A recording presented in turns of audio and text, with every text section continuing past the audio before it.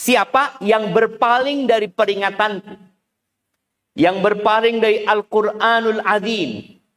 Jadi kalau ingin tahu kita bahagia apa enggak, lihat hubungan kita dengan peringatan Allah. Hubungan kita dengan Al-Quranul Azim. Apabila hubungan kita menjauh, kebahagiaan kita semakin jauh. Semakin kita mendekat, semakin kita akan terhindar dari kesengsaraan. Apapun masalahnya jemaah. Ketika seorang dekat dengan petunjuk, selesai, solusi itu ada. Badai itu pasti berlalu lalat. Badai itu datang dan pergi. Tapi bagaimana sikap kita tatkala badai itu datang? Orang yang berpaling dari petunjuk, Allah mengatakan fa innalahu ma'isyatan dhanka. Maka bagi dia kehidupan yang sempit walaupun bergelimang harta. Sempit. Kemudian kami akan bangkitkan dia pada hari kiamat dalam kondisi buta. Jadi orang keluar dari kuburnya itu sesuai dengan amalannya. Orang yang berpaling dari peringatan Allah, maka dia akan keluar dari kuburannya nggak ngelihat apa-apa. Terus kata dia, qala rabbi lima hasyartani a'ma wa qad kuntu basira. Wahai Rabbku, kenapa engkau bangkitkan aku dalam kondisi buta, padahal dulu di dunia aku dapat melihat. Apa kata? Kadzalika atatka ayatuna fanasitaha. Masalahnya di dirimu.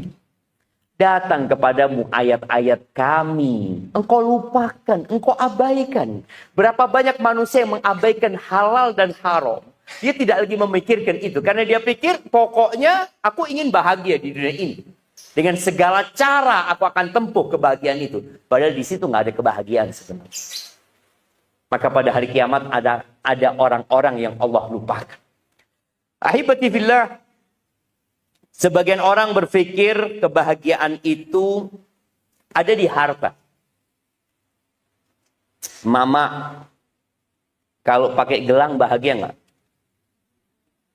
Sekarang emak-emak bahagianya dengan tas umpamanya. Biasanya kalau kajian bawa tas taruh di depannya. Di sini kajian ini rutin kan? Iya, mungkin ke depan yang datang kajian bawa kresek saja. Iya. Ana baru membaca buku. Masih mukaddimahnya saja. Buku ini ditulis oleh orang Inggris atau orang Amerika. Tapi udah diterjemahkan ke bahasa Arab. Judul buku itu Islamus Suq, Islam pasar. Islam pasar. Pasar. Dulu jilbab itu identitas muslimah. Dulu. Tapi sekarang jilbab itu sudah enggak lagi. Seorang muslimah sekarang menjadi pasar untuk jualan. Makanya seorang sekarang datang kajian dengan pakaian yang sudah kelihatan kelas sosialnya dia. Dari baju, dari jilbabnya, dari jilbab, jangan bicara tasnya. Dari jilbabnya, Allahu Akbar, ini 7,5 juta kayaknya. Tahu dari mana? Itu loh, ada tulisannya. Nah, jangan. Mungkin orang berpikir, dengan anak seperti anak bahagia. Enggak. Enggak, sama. Maka perlu kita bermuhasabah. Apakah bahagia kalau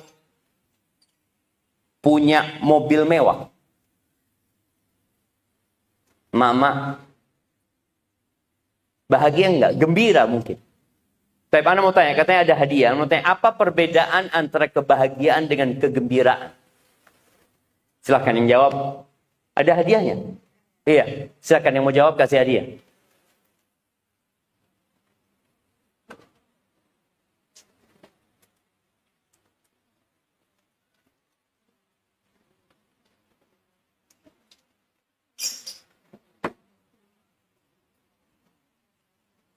Nah, silahkan.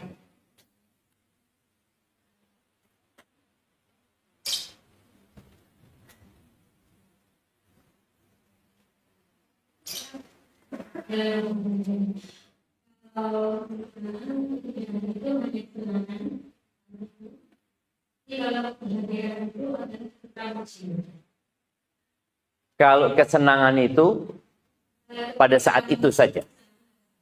Iya, gembira itu sementara. Iya. Barakallah. Ketenangan jiwa yang akan terus berlangsung dimanapun dia berada. Masya Allah, barakallah fiik. Iya, kayaknya udah selesai kajian kita. Nah, jamaah rahimakumullah, bicara harta itu hanya bikin senang. Jadi mak-mak kalau dikasih hadiah mobil sama suaminya, berapa lama senengnya? Sebulan? 2 bulan? Mungkin sehari. Tahu-tahu datang sohibnya, mobilnya lebih bagus. Langsung hilang kebahagiaan dia. Ya Allah, kata dia. Bang, lebih bagus mobil itu, bang. Nah, karena ternyata bukan di mobil itu kebahagiaan. Kebahagiaan tadi, tempatnya di hati. Tenang gitu. Nabi SAW mengatakan, irba bima qasamallahu lak takun aghnan nas. Ridhalah engkau dengan apa yang Allah berikan kepadamu. Engkau akan jadi orang paling kaya, jemaah. Satu, cukup ridha. Nggak perlu rumah. Kalau kebahagiaan itu adanya di harta, kesian orang miskin. Berarti dia sampai mati, dia nggak bahagia. Enggak. Kemudian ada yang berpikir kebahagiaan itu di kedudukan. Di jabatan dan kekuasaan. Dan kalau kita lihat orang yang menjabat itu akan mendapatkan pelayanan yang istimewa sekali. 24 jam dia dijaga. Kemudian kemanapun dia pergi ada karpet merah yang dihamparkan. Apa saja yang dia inginkan selalu ada. Dia baru ngomong, kayaknya lagi musim durian ya. 5 menit datang durian. Itu penguasa. Nggak perlu dia minta. Dia menyebutkan apa datang yang dia inginkan. Kemana-mana dia disambut. Tapi apakah benar orang-orang itu bahagia? Bapak Jokowi pernah menjadi wali kota Solo. Kemudian dia menjadi gubernur. Kemudian beliau menjadi presiden. Apakah setelah menjadi presiden beliau bahagia? Belum tentu. Sekarang beliau turun nggak jadi presiden lagi. Dan ada satu azab buat orang yang berburu kekuasaan ketika kekuasaannya selesai. Apa azab itu namanya? Post power syndrome. Itu azab. Jadi orang kalau sudah habis di atas kemudian turun, ada sesuatu yang kehilangan dia. Kalau dia berpikir di situ kebahagiaan, maka ketika pergi jabatan dan kedudukannya, maka akan hilang kebahagiaan dia. Enggak, bukan di situ kebahagiaan. Boleh jadi Pak Jokowi tetap bahagia. Presiden kita pertama siapa namanya? Soekarno. Kemana beliau? Mati. Diganti oleh Soeharto. Kemana Pak Harto? Mati. Diganti sama Habibie. Habibie sebelum mati ditinggal mati sama istrinya. Bagaimana perasaan dia? Kemudian dia mati juga. Digantikan oleh Abdurrahman Wahid, Gus Dur. Kemana dia? Digantikan oleh Ibu Megawati. Di mana Ibu Megawati sekarang? Sedang nunggu mati. Iya, coba. Sedang nunggu kematian. Setelah Megawati digantikan oleh SBY. SBY nunggu mati, ditinggal mati sama istri. Iya. Dan dia sedang nunggu mati. Kemudian digantikan oleh Bapak Jokowi. Dan Jokowi digantikan oleh Pak Prabowo. Jokowi sedang nunggu mati dan Pak Prabowo juga sedang nunggu mati. ada. Bicara kekuasaan itu adalah faktor utama untuk mendukung kebahagiaan, nggak ada. Tapi orang-orang karena nggak tahu di mana tempat kebahagiaan, dia berburu kebahagiaan itu. Dari sejak kita lihat kepala desa, itu bersaing ketat untuk menjadi kepala desa. Kemudian naik ke atas, naik ke atas, naik ke atas. Harta dikeluarkan demi kekuasaan. Padahal setelah berkuasa dia juga nggak bahagia. Kalau kebahagiaan itu ada di kekuasaan, pasti orang paling bahagia itu Fir'aun. Fir'aun nggak bahagia. Kalau kebahagiaan itu ada di harta, pasti Korun orang paling bahagia. Kekayaan Korun itu nggak seperti kekayaan orang sekarang. Orang sekarang itu kekayaannya apa? Apa kekayaan orang sekarang jamaah? Cuma 0. Tambahan angka 0 aja. Kekayaan orang sekarang. Berapa uangnya? 1 triliun. Mana fulusnya? Nggak ada. Tapi Korun tanya, mana duitnya? Ada di gudang. Mau lihat? Buka gudang. Orang sekarang nggak ada duitnya. 0 aja, tambah 0 dia lihat di rekeningnya. Nggak ada sebenarnya. Makanya kalau memang kebahagiaan ada di harta, Korun orang paling bahagia. Tapi ternyata enggak. Kemudian apakah kebahagiaan itu di popularitas? Sekarang ini bicara popularitas. Dulu yang populer itu cuma bintang film. Penyanyi sama bintang film. Dulu film itu cuma ada di mana? Bioskop.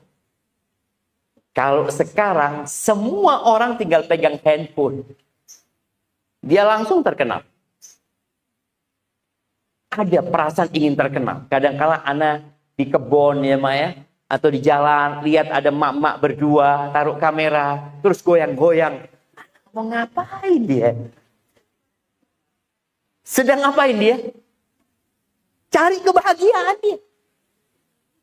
dia. Nanti dia lihat berapa yang nonton. Oh banyak yang nonton kata dia. Kemudian dia jadi bahagia? Enggak. Artis-artis Korea itu banyak yang bunuh diri.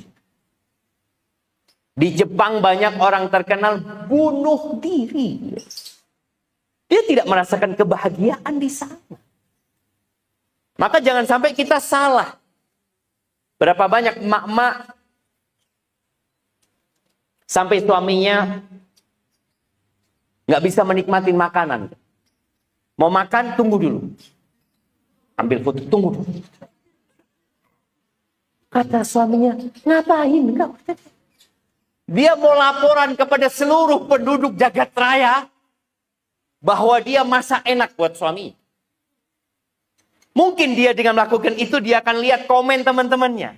Masya Allah enak banget ya. Mulai dia nggak bahagia dia. Yang ada seneng. Mungkin gembira. Sebentar. Tapi bahagia. Bentar lagi dia ribut. Anak-anaknya nangis. Suaminya mungkin ya keluar rumah ada masalah. Selesai.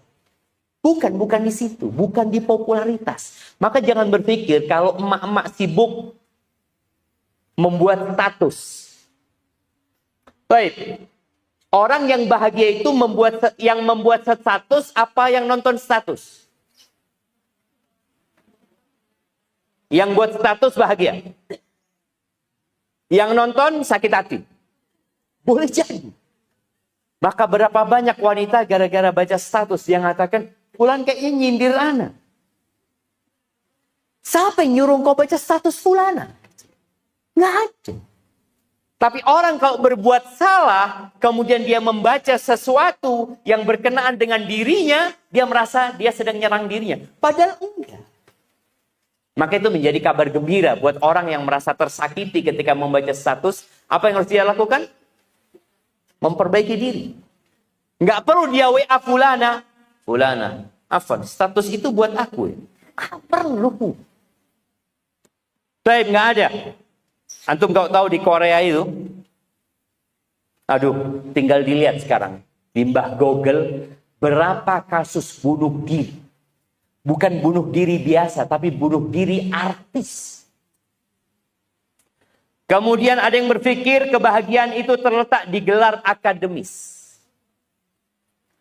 Karir. Jadi ada seorang wanita berpikir kalau dia bekerja di sebuah perusahaan, kemudian dia menduduki kedudukan yang tinggi, dia akan bahagia. Ada seorang wanita di Arab Saudi, dia umur 40 tahun. Seorang wanita, rektor, belum nikah. Lalu setelah itu dia mengatakan, aku ingin berikan semua gelarku kepada siapa saja. Sekarang aku hanya minta satu. Ada yang manggil aku ibu. Di dalam diri wanita itu ada naluri keibuan. Ya nggak bisa dibohongi. Dia ingin ada yang manggil dia bunda, umma, mama. Ingat, di situ tidak ada kebahagiaan. Anak, apakah anak itu menjadi tempat kebahagiaan? Tidak. Kalau tadi ada orang yang ingin punya anak, dia berpikir, kayaknya kalau aku punya anak, aku bahagia gitu. Kayak fulana, Masya Allah, anaknya banyak ya. Anaknya pada berbakti sama dia. Ada orang tua yang dibunuh sama anak.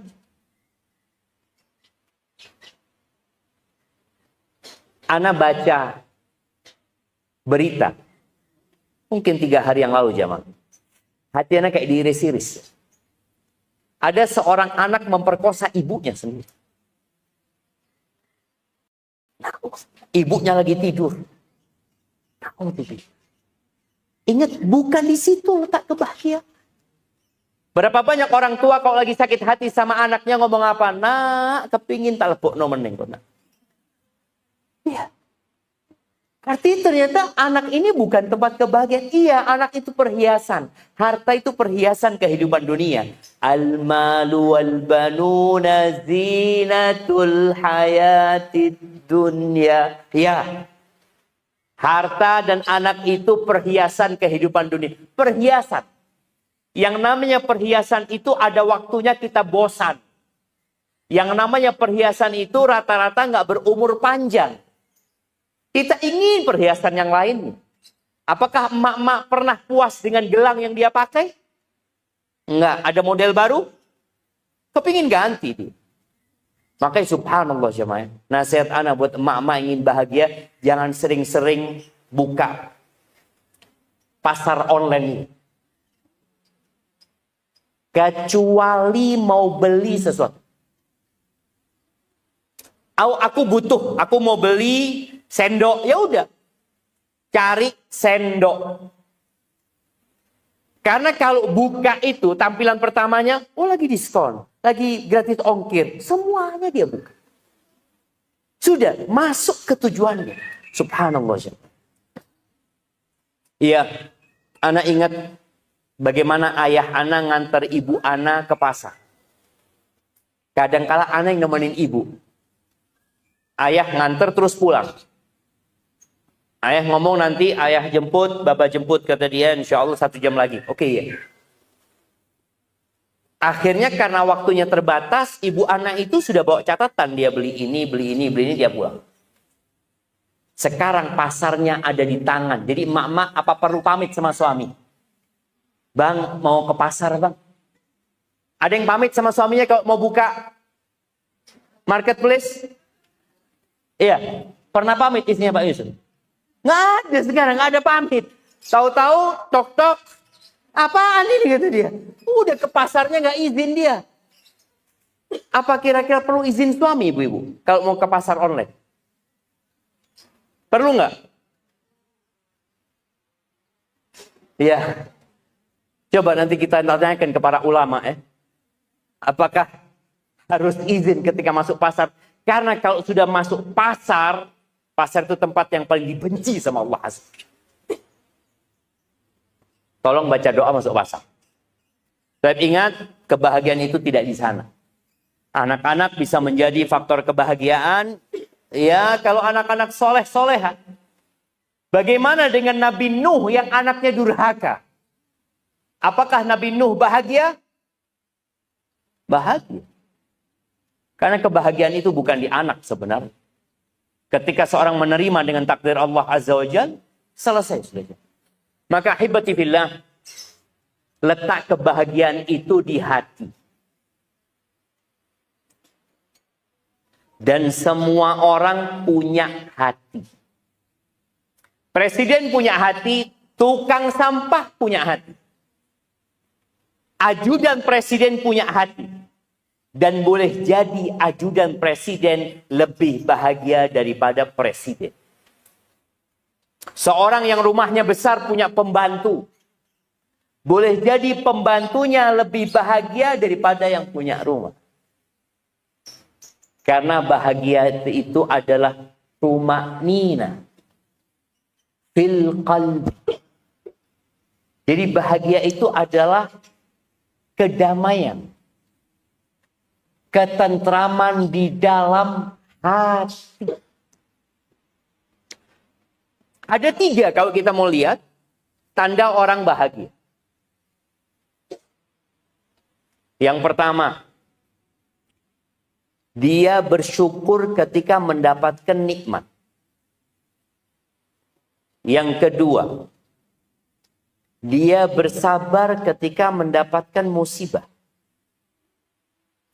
Yang ketiga, dia beristighfar ketika berbuat dosa. Kalau bicara syukur, yang pertama ini syukur.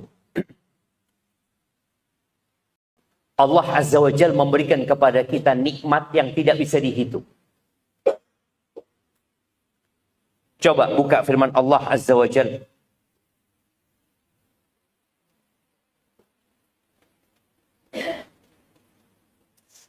Di surat An-Nahl ayat 18. An-Nahl ayat 18. An-Nahl ayat 18. Nah, silakan dibaca. Siapa yang mau baca?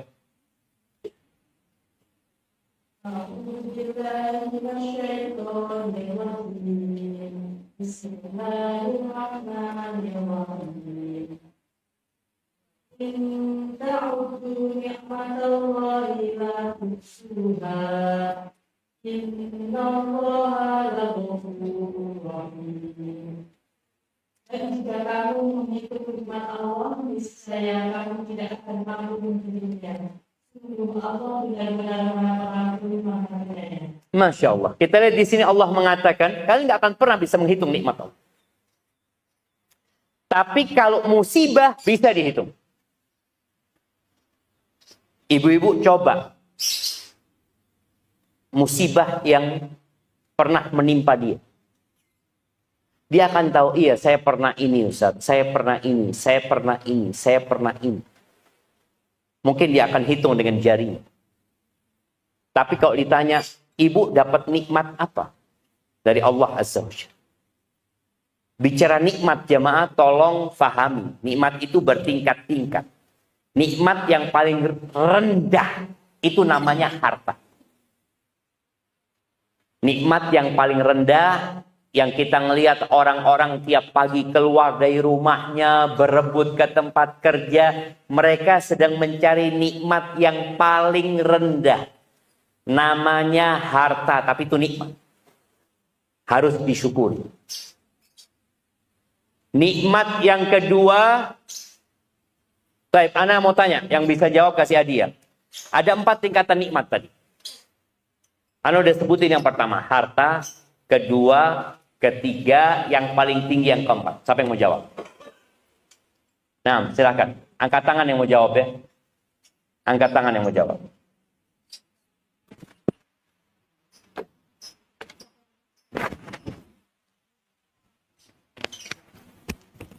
Empat tingkatan nikmat.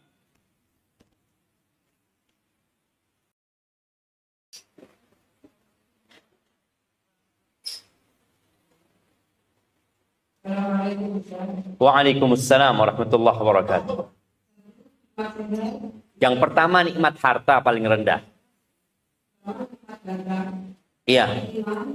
Yang kedua iman, Islam, sehat.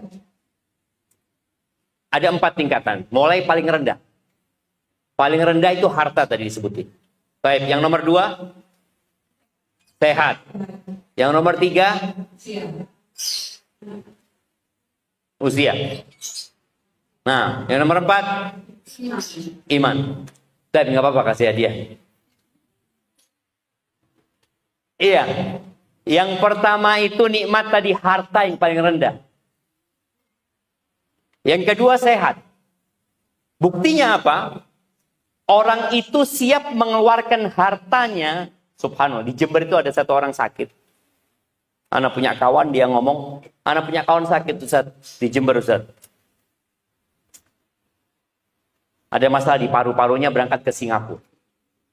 2 pekan Ustaz, habis 10 miliar.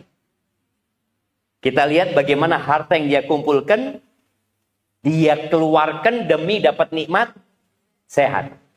Supaya kita tahu nikmat harta ini rendah sekali jam. Ternyata pulang dari Singapura tetap sakit. Ada cerita di Madinah, satu orang kaya jam.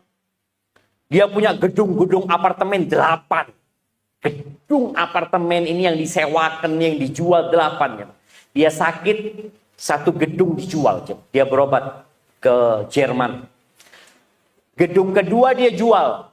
Ketiga dia jual, keempat dia jual, kelima sampai ke-7 semuanya dia jual.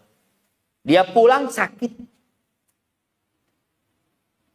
Cuma kita jarang mensyukuri nikmat sehat ini. Makanya tadi dikatakan orang nggak bahagia karena kau berpikir harta. Ketika kau lihat enggak, harta itu nikmat paling rendah. Kenapa kau harus berebut harta? Dan emak-emak ini dengan hartanya menjadi sakit. Iya. Anak punya bibi rahimahullah, dia cerita dia buka tempat pembelian mobil sama ganti oli ya, atau ganti oli dia. Dia cerita suatu hari ada satu perempuan dengan mobil mewahnya ya, dengan riasannya, dengan gelang-gelangnya. Duduklah dia nunggu mobilnya di servis. Bibi anak tanya, ngatakan, ya Allah ibu ini seneng ibu ya hidupnya ya, kata dia. Masya Allah. Dia katakan, dulu ketika saya belum kaya, saya itu ngelihat orang makan donat yang enak-enak, yang mahal, kepingin saya. Ternyata setelah saya kaya, saya nggak boleh makan itu. Boleh. Tadi dengan harta yang dia miliki rusak nikmat sehat dia. Kenapa? Karena mama nggak kerja lagi sudah. Sekarang yang sehat mama nih kalau periksa ke dokter yang sehat apa? Jarinya. Karena semuanya mencet aja, mencet sini. Sampai mobil, anak pernah ngomong sama sohib anak. Ketika semua mobil dibukakan, dulu kita mau nurunkan kacanya mobil itu, baru turun jam. Terus mobil belum power steering jam. Jadi orang ketika naik mobil itu, ya Allah dia perlu tenaga. Kemudian dikasih kemudahan, power steering, terus power windows ya. Tapi dulu kacanya itu dipencet masih nunggu mencet lama baru turun. Sekarang enggak, pencet satu langsung turun sendiri. Pintunya nggak perlu buka sekarang. Buka pintu dipencet. Anak ngomong sama temennya, ini kayaknya mobil buat orang kena stroke. Kenapa? Karena dia nggak kerja Pak. Tidak ada energi yang dia keluarkan. Padahal makannya enak. Padahal makannya banyak. Jangan sampai nikmat harta ini membuat kita kehilangan nikmat sehat. Terakhir anak ngomong sama istri anak. Istri anak ada di sini. Anak ngomong, sudah nggak usah pakai pembantu. Anak ngomong. Kenapa? Supaya gerak. Dan kata istrinya betul. Ketika nggak ada pembantu, dia lihat langkahnya sebelum zuhur sudah 10.000 langkah. Di rumah saja. Kenapa? Ya karena nyapu, ngepel, semuanya ini itu. Ketika ada pembantu, apa yang dilakukan? Ya itu bersihkan, ya yang itu kenapa? Yang itu, iya ya. Yang itu, kakinya nggak melangkah, ya mah. Maka tolong nikmat sehat, kata Nabi SAW, nikmatani maghbunun fihima katsirun minan nas. Ada dua nikmat yang banyak manusia lalai dengan dua nikmat itu. Nikmat itu adalah nikmat sehat dan waktu luang. Itu nikmat dari Allah Azza wa Jalla. Maka tolong syukuri ketika pagi hari bangun sehat. Kata Nabi alaihi, ini yang kedua ya, nikmat yang nomor 2, sehat. Berarti itu lebih tinggi dari harta, karena orang mengeluarkan harta demi dapat sehat. Nikmat yang ketiga itu adalah nikmat aman. Nikmat aman. Yang banyak orang miskin tidak bersyukur atas nikmat aman. Lebih aman rumah orang kaya apa rumah orang miskin? Oleh orang miskin. Rumahnya nggak dikunci, nggak ada yang masuk.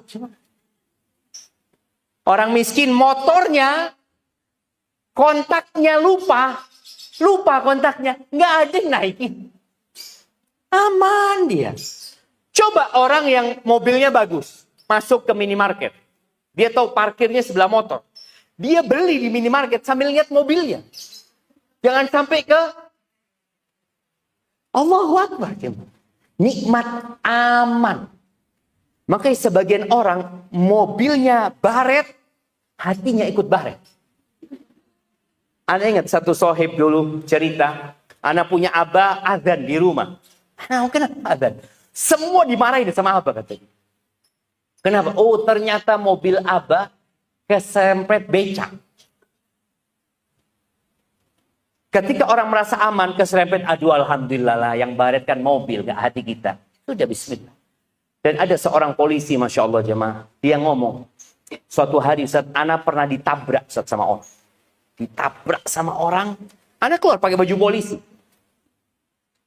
Orang itu ketakutan yang nabrak. Kata orang ini, nggak apa-apa. Qadarullah wa masya'afal. Ini sudah takdir Allah. Dan mau berbuat yang Allah kehendaki. Silahkan Bapak pulang, ya saya pulang. Selesai. Ketika orang punya keamanan di hatinya. Merasa aman dengan semuanya sudah. Apapun yang terjadi pasti itu takdir Allah SWT. Maka kita lihat orang ini akan mengeluarkan harta demi mendapatkan keamanan. Contoh, orang-orang yang milih perumahan di area ini. Apa yang diinginkan?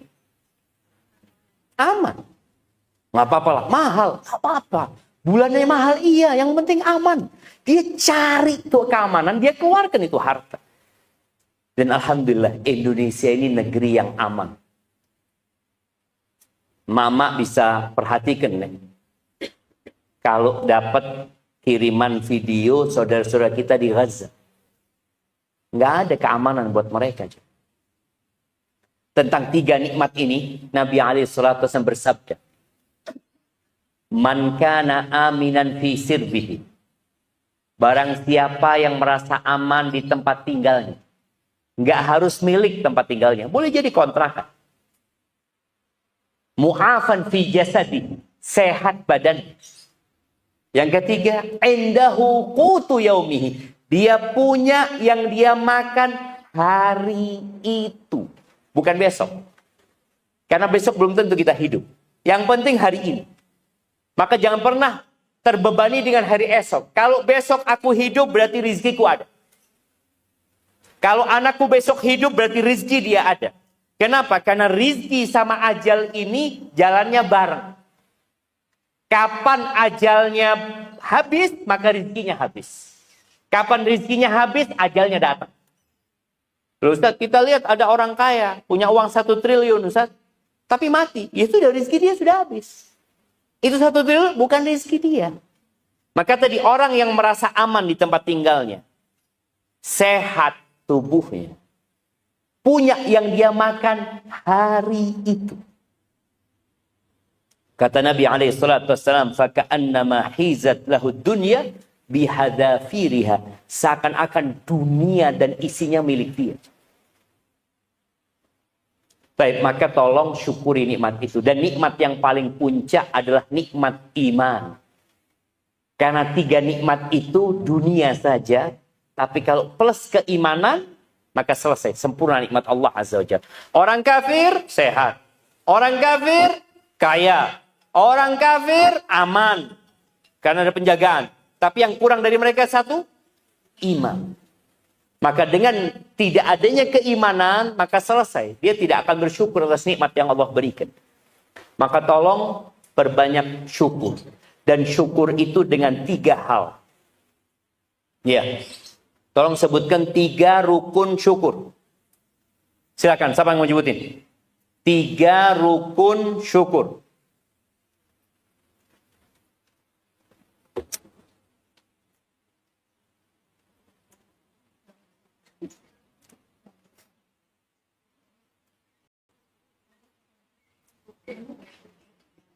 Ibu-ibu yang sama, 3 rukun syukur. 3 rukun syukur. Mungkin yang di belakang Ibu. Nah, Oh iya. ini yang depan ini.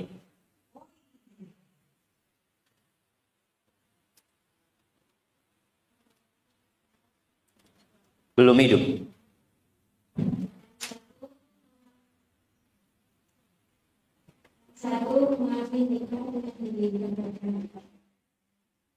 Yang pertama apa? Mengakui dengan hati. Oke.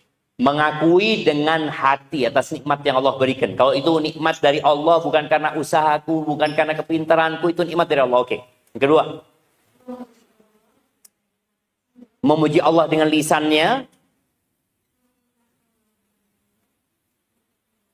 Yang ketiga.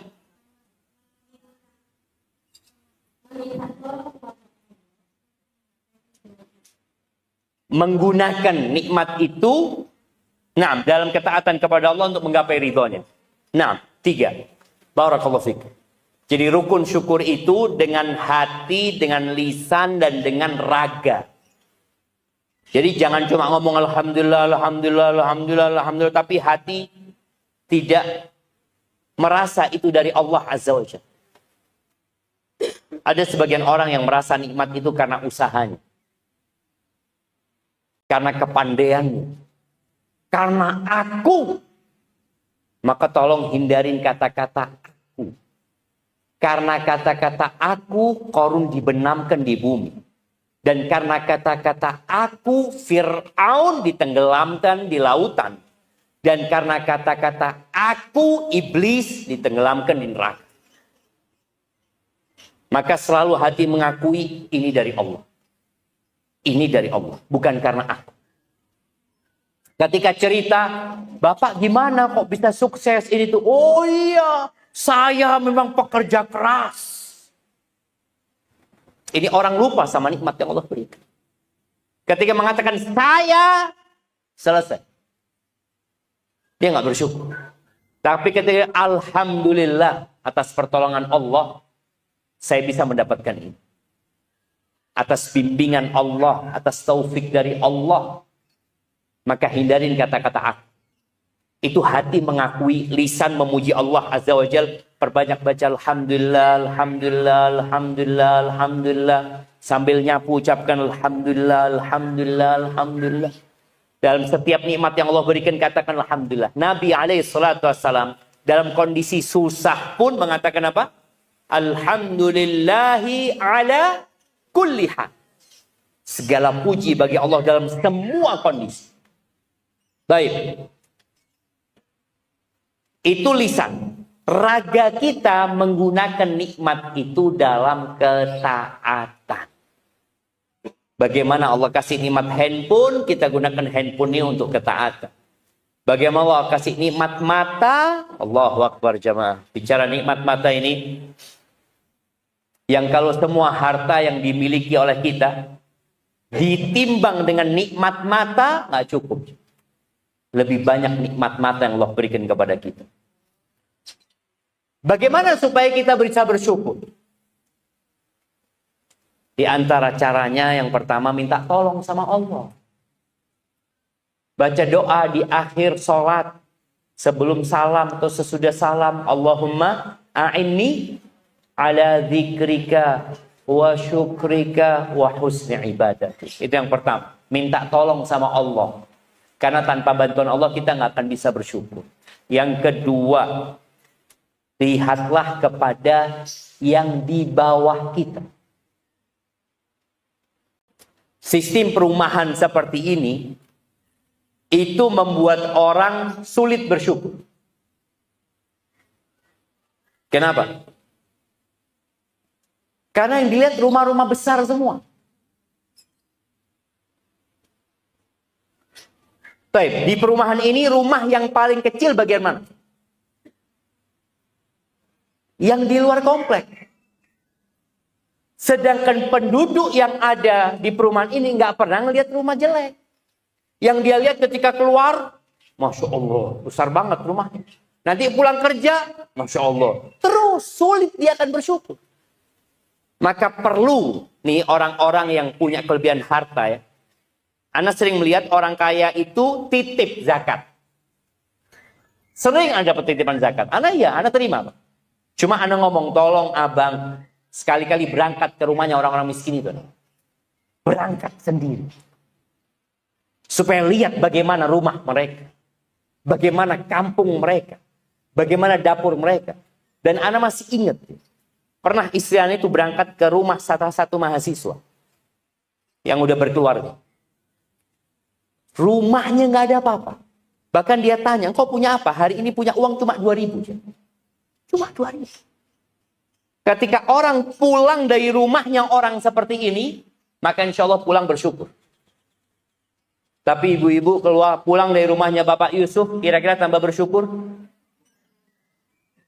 Kayaknya, ya Allah, bagus banget lampunya itu ya. Ngomong sama suaminya, bang kayaknya kita lampunya perlu ganti. Nah, makanya kita perlu ke rumahnya orang miskin. Datang, lihat. Ketika hati sudah mulai tergoda dengan dunia dan kurang syukurnya, silahkan berangkat ngomong sama suaminya. Antarkan aku ke tempat orang-orang terkena bencana. Lihat tuh, orang-orang yang kena gempa yang rumahnya ambruk jemaah. Bahkan ada yang rumahnya nggak ambruk jemaah. Rumahnya terbenam di dalam bumi. Ana pernah berangkat ke Palu itu. Satu kampung itu tanahnya ambles. Semuanya nggak ada, ambles. Di situ ada rumah yang jumlahnya ratusan. Ada mobil, ada kulkas, ada TV, ada manusia. Ambles. Maka untuk membantu kita bersyukur, berangkatlah ke tempat-tempat bencana. Lihatlah kepada yang di bawah kita. Tadi kita itu kadang-kala sering bagi umpamanya Jumat berkah. Ya kadang-kala ibu nasi ini itu dibagikan di jalan. Ana kemarin ngomong di kampus ngomong sama mahasiswa. Kayaknya kalau antum bagikan di pinggir jalan nggak tepat. Kenapa? Kadang-kala satu orang di pinggir jalan dapat 2, dapat 3, dapat 4. Padahal dia mungkin mampu. Tapi Ana ngomong datang ke rumahnya warga yang nggak mampu antum. Janda-janda yang ditinggalkan sama suaminya, yang sakit-sakit. Antum datang tiap Jumat sudah ditandain rumahnya fulana, rumahnya fulana, rumahnya fulana. Itu lebih tepat Ana ngomong. Daripada antum bagikan di jalan. Itu membantu kita untuk bersyukur juga. Tadi kita ngeliat, ya Allah rumahnya orang ini. Akhirnya kita bukan cuma ngasih nasi. Jumat depan kita bawain kasur tuh orang. Karena kita tahu di rumahnya nggak ada kasur. Pekan depan lagi kita datang ke rumah itu, kita keramik tuh rumahnya orang itu. Karena masih tanah sebenarnya. Karena gentengnya bocor kadang-kala. Nah, kita yang hidup di perumahan seperti ini nggak tahu. Maka tolong emak-emak ini punya lah acara berangkat ke tempat-tempat bencana. Untuk apa? Untuk agar kita dapat kebahagiaan. Supaya kita bisa bersyukur. Baik, yang kedua, sabar terhadap musibah. Bicara sabar jamaah, ketahuilah tidak ada musibah yang menimpa kita kecuali karena perbuatan kita. Ma asabaka min hasanatin faminallah. Kata Allah, tidak ada kebaikan yang menimpamu kecuali itu dari Allah. Makanya kalau orang dapat nikmat selalu mengatakan Allah yang ngasih aku. Alhamdulillah. Wa ma asabaka min sayyi'atin famin nafsik. Kalau engkau terkena musibah itu karena dirimu sendiri. Jangan pernah menyalahkan Allah karena ada orang-orang yang menyalahkan Allah. mengatakan, ya Allah, saya ini kurang apa ya Allah? Saya sudah sedekah, saya sudah berangkat umroh, saya sudah berangkat haji. Kok saya dikasih penyakit kanker ya Allah? Ada orang yang seperti itu. Padahal orang semakin kuat imannya, semakin tinggi derajatnya, semakin besar cobaannya. Orang yang paling besar cobaannya itu para nabi, jemaah. Asyaddun nasi balaan al-anbiya. Orang yang paling besar balanya itu para nabi. Bukan semakin tingkatannya tinggi dikasih harta semakin banyak. Kita lihat bagaimana Nabi Musa dan bagaimana Fir'aun. Nabi Musa gembala kambing 10 tahun.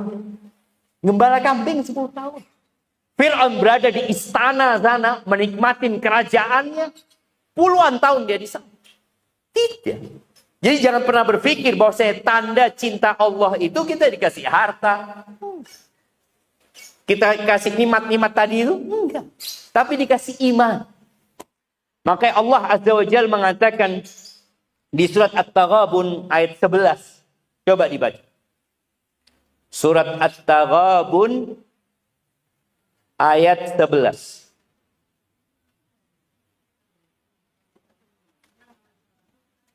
Nah, ayat 11. At-Taghabun ayat 11.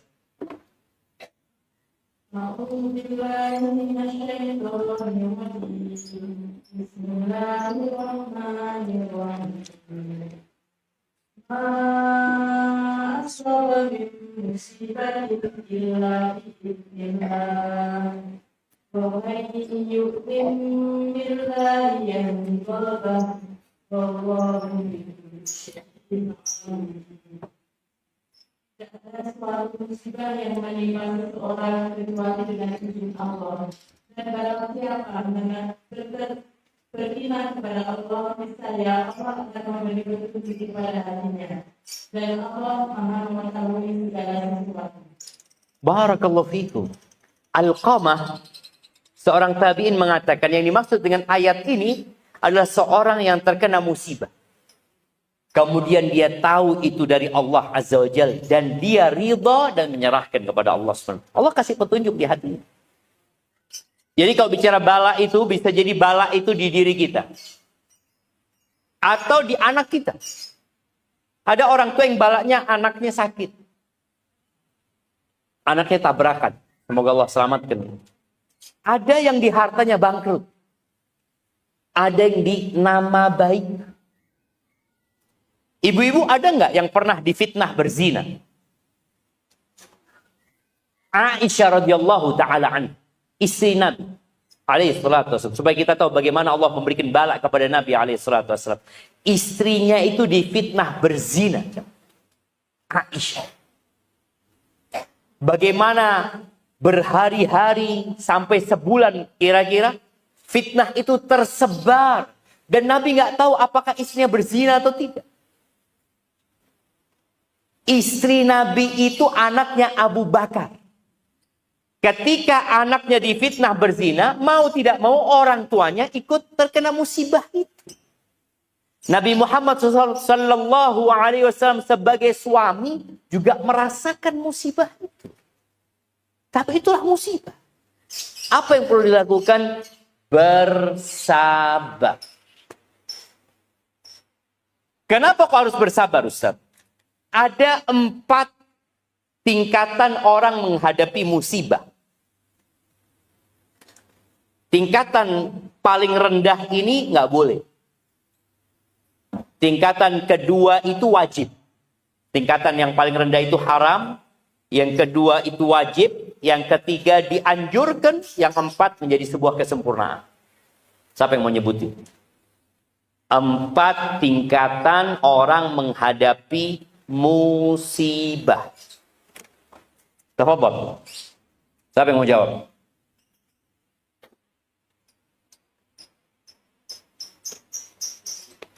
Nah, nggak boleh nyontek jemaah ya. Tanya sama Mbah Google lagi. Mungkin ada di barisan belakang. Iya, silakan bagian belakang.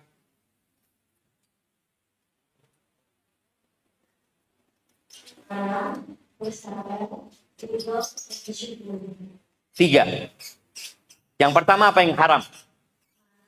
Marah, bersabar, ridho, syukur. Barakallahu fiik. Ahsan. Nah, pertanyaan selanjutnya, apa arti sabar? Kita tahu tuh ada tingkatan yang haram, namanya jaza.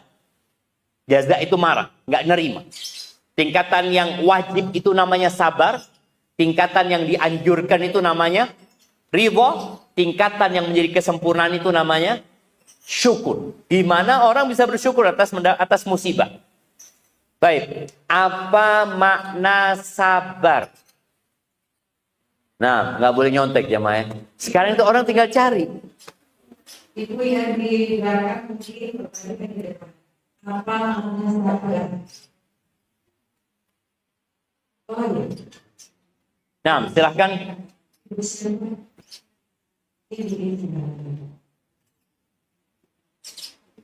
Terima ikhlas mulai berada kita.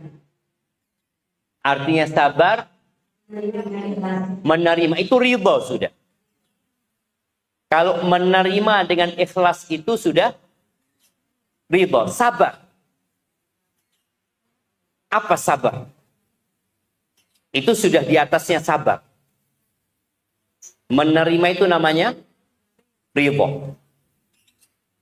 Sabar, jemaah. Apa sabar? Tidak lain. Nah, silakan.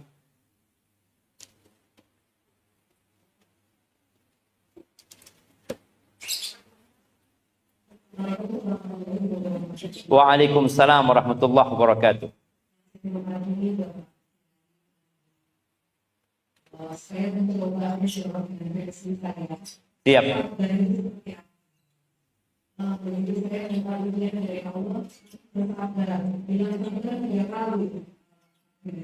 Gimana?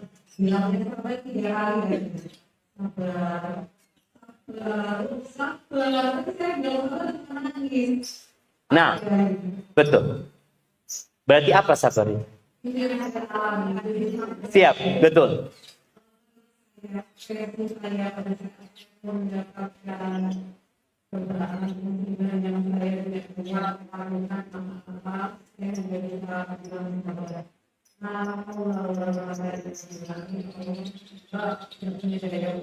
Masya Allah, barakallahu fiik.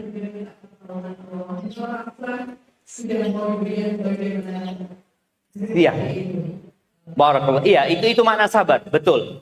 Kasih hadiahnya. Iya, artinya orang sabar itu tadi sabar.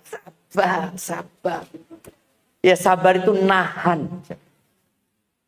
Iya, belum ridho ya. Sabar itu menahan diri dari melakukan perbuatan yang tidak sesuai dengan syariat dan tidak sesuai dengan akal sehat. Baik itu dengan lisan atau dengan perbuatan. Jadi sabar itu nahan. Nahan, ya Allah. Lalu dia mengatakan inna lillahi wa inna ilaihi raji'un. Dia mengatakan itu. Jadi sabar itu bukan ridho. Ridho itu sudah naik, jemaah. Jadi orang sabar ini bagaimana ketika dia mendengar musibah. Buat ibu-ibu musibah terbesar itu apa? Suaminya mati apa suaminya kawin lagi? Ibu-ibu.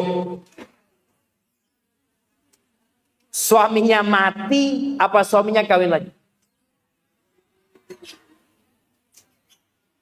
Nah. Iya, ibu-ibu lebih besar kok dengar, Mbak, suami ini kawin meneng. Atau suami ini mati. Kau dikasih dua pilihan. Dikasih dua pilihan. Suaminya mati atau suaminya hidup tapi kawin lagi. Ibu-ibu milih mana? Nah, mati aja Ustaz. Biasa. Nah, di sini yang namanya sabar. Sabar itu betul, marah. Artinya kita, ya Allah, kok bisa? Tapi dia nahan diri. Yang pertama tadi yang haram hukumnya, dia tidak sabar. Dia melakukan perbuatan atau mengucapkan ucapan yang tidak diridhai Allah. Dia memaki, dia melaknat. Kalau dulu orang Arab itu ketika dapat musibah dia merobek-robek bajunya. Kemudian dia menampar pipinya. Kemudian dia mungkin mencakar-cakar wajahnya. Itu terjadi. Ketika seorang melakukan itu, dia melakukan yang haram. Tapi ketika dia nahan diri, dia mau melakukan itu. Dia mau melakukan itu. Tapi dia tahan diri. Enggak. Aku melakukan itu enggak ada gunanya. Kata dia. Aku mengatakan enggak ada gunanya. Apalagi mengatakan, ya Allah, kenapa engkau mengujiku dengan ini, ya Allah? Ini sebagai bentuk marah sama Allah. Ingat jamaah, Allah itu lebih sayang sama kita daripada orang tua kita. Daripada anak-anak kita. Daripada pasangan hidup kita.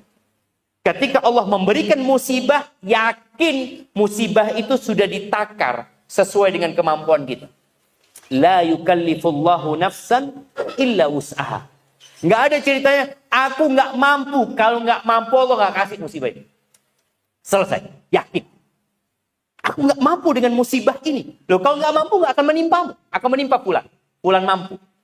Makanya kadang-kala ada orang mengatakan, Ustaz, ketika ana belum hijrah, ana musibahnya biasa-biasa aja, Ustaz. Tapi ketika hijrah, kok badai terus datang. Ana sampaikan, kalau badai ini datang ketika antum belum hijrah, antum nggak mampu. Allah nggak kasih di sana. Ketika antum sudah hijrah, Allah berikan kepada antum karena antum sudah mampu. Yakin. Maka di sini perlu sabar. Tingkatan yang ketiga itu tadi ridho. Kalau ridho sudah tenang. Orang sabar ini nahan jemaah. Masih nahan, dia masih beban dia. Wajahnya masih mungkin terlihat cemberut. Tapi orang ridho itu sudah qadarullah wa masya'afa'al. Dia sudah terlihat di wajahnya itu menerima. Kita lihat orang menerima sama orang sabar itu beda. Kemudian puncaknya itu bersyukur. Dia akan mengatakan alhamdulillah. Kok kena musibah kok ngomong alhamdulillah tadi? Iya, alhamdulillah kakiku satu yang diamputasi. Allah bisa amputasi 2 kaki. Allah cuma amputasi 1. Jadi setiap kena musibah lihatlah bahwa Allah bisa memberikan musibah lebih besar dari itu. Orang kehilangan motor, alhamdulillah, cuma motor yang hilang. Allah bisa bikin kau kehilangan kedua matamu. Betul. Maka tolong bicara sabar ini, kalau ingin bahagia tadi, minimal sabar. Tapi kalau sudah bisa ridho, engkau akan tenang hidup. Dan ketika engkau bisa bersyukur kepada Allah, Masya Allah. Kau akan menjadi hamba Allah yang dipilih ya. Terakhir tadi beristighfar. Ketika mendapatkan berbuat dosa. Bicara istighfar ini ternyata kita nggak pernah berhenti berbuat dosa. Makanya habis sholat kita baca apa? Astagfirullah. Orang habis sholat malam, habis tahajud, sunnahnya apa? Istighfar. Loh kok bisa Ustaz? Aku kan tidak habis berbuat dosa Ustaz. Aku habis sholat malam Ustaz. Aku habis melakukan ibadah yang paling indah. Nggak ada orang yang tahu. Istighfar. Kenapa? Karena kita tidak pernah luput dari dosa. Dan istighfar ini juga akan mengangkat bala yang menimpa kita. Selain kita akan bahagia dengan kita memperbanyak istighfar, maka semoga kita semua bisa menjalani hidup ini dengan 3 hal tadi. Bersyukur, bersabar, dan beristighfar. Sebagai penutup, dalam kehidupan rumah tangga, wanita itu lebih mudah bersabar apa lebih mudah bersyukur? Mama. Ternyata perempuan itu lebih mudah bersabar. Sulit bersyukur. Sulit bersyukur. Nabi SAW ketika mengatakan kebanyakan penghuni neraka itu wanita. Kata Nabi SAW, penyebabnya itu yuksirna la'n. Perempuan itu banyak melaknat, omongannya nggak enak. Iya, bapak-bapak aman di situ. Kadang-kala perempuan kalau sakit hati ngomongnya pedes, bukan cuma sama suaminya, sama anaknya. Iya. Sampai anak itu, ya Allah, ibuku kok kayak gitu loh ya. Dia pikir anaknya, ada mama yang mengatakan, ya Allah Ustaz, berat Ustaz menghadapi anak-anak itu. Padahal anaknya ngomong, ya Allah anak kalau bisa ganti emak, kata dia. Kadang-kala merasa berat dengan anaknya berat dengan ibunya. Karena memang Allah menjadikan sebagian kita itu ujian untuk sebagian lainnya. Wa ja'alna ba'dakum li ba'din fitnah. Kata Allah, kami jadikan sebagian kalian itu fitnah untuk sebagian lain. Pembantu diuji sama bosnya. Bos diuji sama pembantu. Suami diuji sama istri. Istri diuji sama suaminya. Anak diuji sama bapaknya. Bapak diuji sama anaknya. Menantu diuji sama mertuanya. Mertua diuji sama menantunya. Itu kehidupan. Kita bisa sabar enggak? Maka tadi wanita banyak melaknat. Jadi kalau ngomong kadang-kadang perempuan itu pedes nyakitin hati. Itu kata Nabi SAW. Yang kedua, wa yakfurnal ihsan. Kufur dengan kebaikan suami. Kufur sama suami. Subhanallah. Tingkat kufurnya seorang wanita tadi. Makanya kenapa banyak wanita nggak bahagia nantinya. Di neraka tempatnya. Karena dia kurang bersyukur. Kalau engkau berbuat baik, kata Nabi SAW. Lau ahsanta ila ihdahunad dahr. Kalau engkau berbuat baik kepada istrimu sepanjang tahun. Kemudian engkau melakukan kesalahan sama dia, maka perempuan ini akan melupakan semua kebaikan suaminya. Dia akan mengatakan, ma ra'aitu minka khairan qat. Aku tidak pernah melihat kebaikan di dirimu sedikit pun. Yang terakhir yang dia lakukan apa? Kepingin berpisah sama suaminya. Makanya perempuan itu nggak dikasih hak menceraikan. Kira-kira kalau hak menceraikan ada di tangan ibu-ibu. Ibu-ibu masih punya suami? Nggak ada suaminya. Setiap sakit hati, sudah bang, sana pulang ke rumah orang tuamu. Masya Allah. Cuma dia karena nggak bisa. Maka tolong berusaha untuk dapat melihat kepada kebaikan. Caranya memperbanyak sedekah. Jadi merubah karakter buruk itu, perempuan banyak bersedekah dengan hartanya. Bukan dengan harta suami. Pulang dari sini, gelangnya dilepas. Anak sedekah. Tasnya dilepas. Betul. Nabi SAW pada waktu itu bawa Bilal. Bilal itu bawa surban. Langsung keliling. Perempuan itu ketika disuruh tasaddaqna, kalian sedekah. Kebanyakan kalian di neraka. Itu perempuan melepas antingnya, dilemparkan ke surbannya Bilal. Melepas gelangnya, dilemparkan. Dari mereka inginnya masuk surga Allah Azza wa Jalla. Jadi tolong hal ini jangan dianggap remeh. Karena harapan anak, emak-emak bisa masuk surga sama suaminya. Jangan sampai suaminya nanti nggak kepingin ketemu emak-emak. Enggak loh Ustaz, anak capek sama fulana Ustaz. Jangan sampai jamaah. Barakallahu fiik, itu yang dapat anak sampaikan. Mungkin kita ada waktu untuk sesi tanya jawab. Barakallahu fiik. Alhamdulillah, masyaallah. Banyak ilmu yang kita dapatkan dari ibu-ibu yang luar biasa. Ustaz, kalau tadi ada 4 hadiah untuk menjawab. Sekarang sudah habis hadiahnya. Jadi cuma bertanya aja ya Ibu ya, tentang hadiah apa yang ada berapa pertanyaan? 3 dulu mungkin. 3 ya. Iya. Tapi satu-satu aja. Mungkin Ibu ada yang bertanya?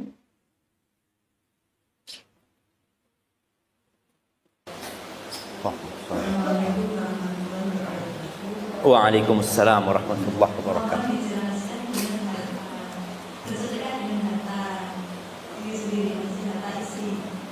Bersedekah dengan harta istri.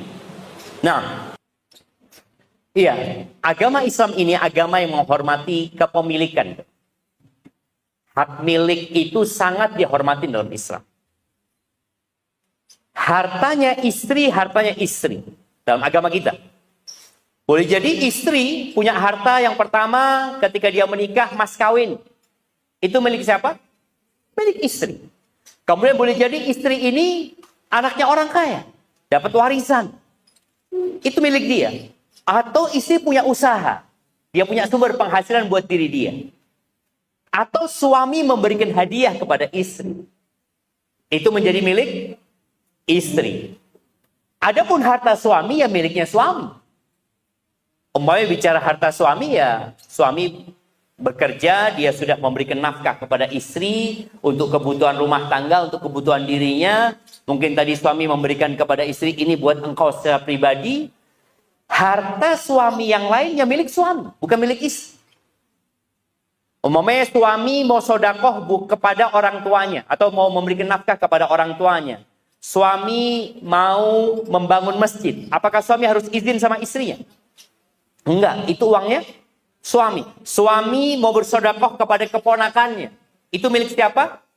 Milik suami. Enggak perlu izin sama istri. Milik istri, pendapat yang benar juga enggak harus izin suami. Makanya ketika wanita-wanita sodakoh, di saat Nabi SAW menyuruh mereka sodakoh, itu wanita enggak izin sama suaminya. Dia lepas gelangnya, dia lemparkan ke surbannya Bilal. Karena itu milik dia. Tapi ada yang milik suami. Milik suami itu yang hak pakai. Umpamanya ibu dikasih motor sama suaminya. Tapi BPKB ditahan sama dia. Berarti motornya punya siapa? Punya suami. Tapi kalau ini SNK, ini BPKB, ini hadiah buat engkau. Berarti milik istri. Istri mau apakan terserah seperti itu. Jadi harta istri itu ya miliknya istri.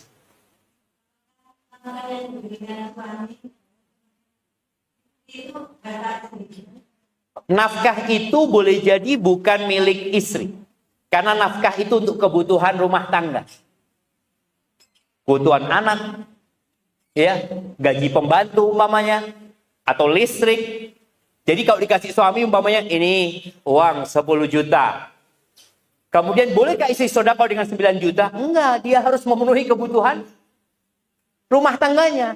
Kalau suami mengatakan kalau ada sisanya buat engkau, berarti milik istri ketika itu. Barakallahu fiik. Nah.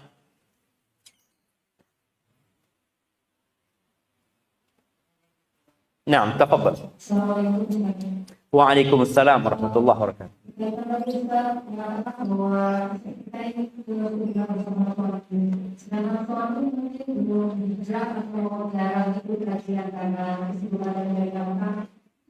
caranya kita memberitahu ilmu yang kita dapat oleh suami supaya tidak menimbulkan perceraian. Masya Allah. Nah, barakallahu fiik. Ya, kita lihat jamaah, kalau bicara suami istri ini, ada wanita-wanita yang kayak istrinya Nabi Nuh alaihissalam. Ada yang seperti istrinya Nabi Lut. Suaminya Nabi, istrinya wanita yang tidak soleha, bahkan kafir. Tapi ada yang seperti istrinya Fir'aun. Fir'aun itu mengaku Tuhan, tapi istrinya Asia orang yang beriman. Bagaimana sikap istri menghadapi suaminya yang mungkin tadi imannya kurang. Boleh jadi suaminya bolong-bolong sholatnya. Boleh jadi suaminya masih nggak memperhatikan halal haram dalam pekerjaannya. Apa sikap istri? Yang pertama adalah memperbaiki diri istri. Dia perlu fokus memperbaiki antara dia sama Allah Azza wa Jalla. Karena orang yang mau ngasih tahu orang lain itu, hendaklah dia bersih dulu. Dia berusaha untuk membersihkan dirinya. Yang kedua, dia memberikan pelayanan yang lebih kepada suami. Jadi ingat jamaah, kewajiban seorang istri berbakti sama suaminya, taat sama suaminya, itu bukan kalau suaminya soleh. Suaminya tetap dia wajib, walaupun suaminya mungkin bukan lelaki yang soleh ya, dia tetap wajib menghormati suaminya. Maka nasihat anak kepada yang ingin merubah suaminya, tolong engkau memberikan servis yang lebih kepada suamimu. Sehingga suami itu akan kebingungan, kenapa istriku kok berubah gitu. Bukan hanya penampilannya yang berubah, bukan hanya pakaiannya yang berubah, tapi pelayanan dia kepada suami berubah. Karena ada wanita-wanita yang nggak mau melayani suami. Ya Allah Ustaz, suami anak ini nggak soleh Ustaz. Buat apa anak melayani dia? Loh, dia nggak soleh antara dia sama Allah. Tapi engkau sebagai seorang istri wajib taat kepada suami. Wajib menghargai suami. Ketika suami datang tidak ada lagi pertanyaan dari mana. Ibu-ibu ketika suaminya datang jangan pernah tanya dari mana. Tapi pertanyaannya apa? Mau apa? Itu yang ditanyakan. Karena ketika dia mau pulang sudah alhamdulillah mau pulang dia. Gimana kalau dia nggak mau pulang sama? Ketika pulang bagaimana dia menghormatin suaminya, tanya mau yang panas, yang mau yang dingin. Kalau bisa ada menu di rumah, fadhol bang, mau yang mana? Sekarang tinggal pesan online semua datang. Iya, artinya istri benar-benar memberikan pelayanan kepada suaminya. Kemudian yang ketiga, cari waktu yang tepat untuk ngobrol sama suami. Waktu yang suami sedang berbahagia, sedang gembira, sampaikan ada sesuatu yang ingin aku sampaikan umpamanya. Mungkin nggak bisa sekaligus. Kalau suami punya 10 kesalahan, mulai dengan yang paling penting dari kesalahan. Karena biasanya orang itu berbuat salah disebabkan lemahnya iman. Ajak suami untuk menguatkan keimanan. Ketika suami sibuk mencari nafkah, sekali-kali ajak ziarah kubur. Ayolah bang, ziarah kubur bang. Biar kita ingat sama akhirat. Kuburnya siapapun. Nggak harus kuburan kerabat kita. Ada kuburan dekat, yuk berangkat. Kita lihat ini loh, orang paling kaya sak Malang. Mati. Tunjukkan. Itu loh, orang paling berkuasa. Mati bang. Mau dibawa di kemana harta kita? Kemudian setelah itu, yang kedua masalah sholatnya umpamanya. Ketika suami belum tepat waktu sholatnya, ya diingatkan. Bagaimana bang kalau ingin berkah katanya hartanya, abang perlu sholat tepat waktu. Satu-satu, jangan semua dikasih tahu dia. Semoga dengan cara itu suami mendapatkan hidayah sambil terus didoakan suaminya. Hadza wallahu a'lam bissawab. Iya, satu pertanyaan lagi. Mungkin ibu yang ada di luar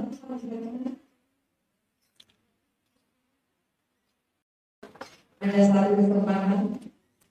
Ada yang mau bertanya.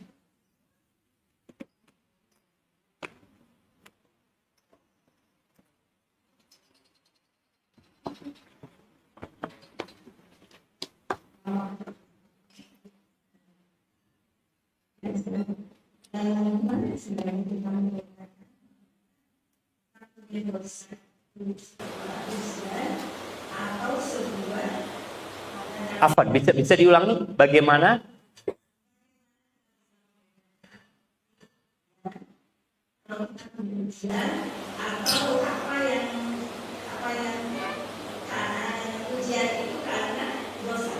Karena dosa kita. Siap. Nah, yang pertama jamaah, kita tidak pernah terluput dari dosa. Kalau bicara bagaimana kita membedakan itu ujian. Jadi ujian yang turun itu ada 2 tujuannya. Buat orang beriman. Yang pertama menghapuskan dosa atau mengangkat derajat. Kalau buat orang-orang soleh, ujiannya untuk mengangkat derajat. Seperti ujian yang diberikan kepada Nabi Muhammad alaihi salatu wassalam. Tapi kalau buat orang-orang seperti kita, maka kita yakin ini karena dosa kita. Karena kita memang suka berbuat dosa. Sampai Abu Bakar saja, itu Nabi alaihi salatu wassalam menjelaskan kepada Abu Bakar. Ketika turun firman Allah, "Laisa bi amanikum wala amani ahlil kitab man ya'mal su'an yujza bihi." Barang siapa berbuat dosa pasti dibalas. Barang siapa berbuat dosa pasti dibalas. Ketika turun ayat ini Abu Bakar tanya. Ini Abu Bakar imannya paling sempurna ya, di antara umatnya Nabi Muhammad SAW. Dia tanya, ya Rasulullah, kalau setiap kita berbuat dosa dibalas sama Allah, ya kita akan binasa, kata Abu Bakar. Lalu Abu Bakar diam. Nabi SAW mengatakan, ya Abu Bakar, awala tansab. Abu Bakar, engkau nggak pernah merasa capek? Iya Rasulullah. Engkau nggak pernah sakit? Iya Rasulullah. Engkau nggak pernah merasa gundah gulana? Iya Rasulullah. Itu semua adalah penghapusan dosa. Jadi kalau orang itu orang soleh, kita ini kalau melihat ada orang soleh kena musibah, maka kita berbaik sangka. Semoga itu untuk mengangkat derajatnya. Tapi kalau yang kena musibah kita, Maka jangan mengatakan, oh kayaknya ini untuk mengangkat derajatku. Jangan GR kita. Karena kita banyak dosa. Kemudian yang namanya musibah itu bisa menjadi penghapus dosa dan pengangkat derajat dan bisa menjadi adab. Bagaimana menjadi adab? Sikap kita menerimanya. Kalau kita sabar, dapat penghapusan dosa dan dapat pengangkatan derajat. Tapi kalau kita jazak tadi marah, di tingkatan yang paling rendah yang haram itu, maka musibah itu jadi adab buat kita. Yang awalnya dia datang untuk menghapuskan dosa, tapi gara-gara kita marah, bukan dosa kita terhapus, malah tambah banyak dosa kita, disebabkan kita tidak bersabar menerima musibah tersebut. Itu mungkin di antara parameternya. Semoga kita bisa selalu berbaik sangka kepada Allah dan berburuk sangka kepada diri kita. Gitu caranya. Jadi kalau kena musibah, kita berbaik sangka sama Allah dan berburuk sangka kepada siapa? Kepada diri kita. Kalau kita melihat orang lain yang kena musibah, maka kita berbaik sangka sama orang itu. Kalau memang orang itu orang soleh. Jangan kita katakan, oh kayaknya fulana ini banyak dosanya kayaknya. Dari mana kau tahu itu kena musibah? Oh belum tentu. Boleh jadi Allah hendak mengangkat derajat dia. Hadza wallahu a'lam bissawab. Ya, cukup dari sini. Siap. Nah. Ada yang mau bertanya lagi? Ibu, ada yang mau bertanya lagi?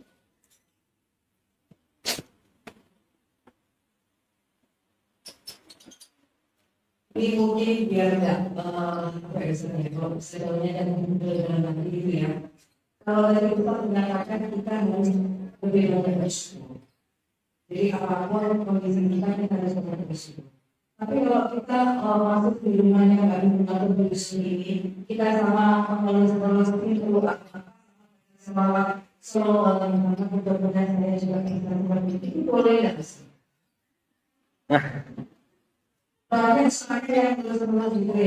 Iya. Makanya kalau dari sini pulang ke tempat orang miskin aja nanti. Nah, iya jamaah tadi kita kalau melihat ke atas, kita tuh nggak akan pernah bersyukur. Makanya kalau kita ngelihat rumah ini, ya kita ngelihat ya Allah kapan aku punya seperti ini, itu sudah lupa dengan syukur sebenarnya. Karena yang dia milikin dia anggap bukan apa-apa. Nabi alaihissalam menekankan, mengatakan, unzuru ila man huwa asfala minkum. Kalian fokus melihat kepada yang di bawah kalian. Wala tanduru. Dan larangan dari Nabi SAW. Jangan melihat kepada yang di atas kalian. Jangan ngelihat. Ngelihat aja jangan. Kenapa kata Nabi SAW? Fahuwa ajdaru an la tazdaru ni'matallah alaikum. Karena itu akan lebih pantas buat kalian. Agar kalian tidak meremehkan nikmat yang Allah berikan kepada kalian. Jadi kita boleh ya ketika melihat orang itu mendapatkan nikmat, kita memohon kepada Allah. Kan nggak boleh hasud. Melihat orang meminta di rumahnya bagus. Ya Allah mudah-mudahan diberkahi yang punya rumah ini. Jadi doakan yang pertama. Kalau melihat orang dapat nikmat, doakan semoga diberkahi. Sebelum minta gitu ya. Barakallahu lak ya. Semoga diberkahi yang rumah ini, pemilik rumahnya. Dan semoga Allah berikan aku karunia dari sisinya. Jadi seperti itu. Gitu kira-kira. Barakallahu lak.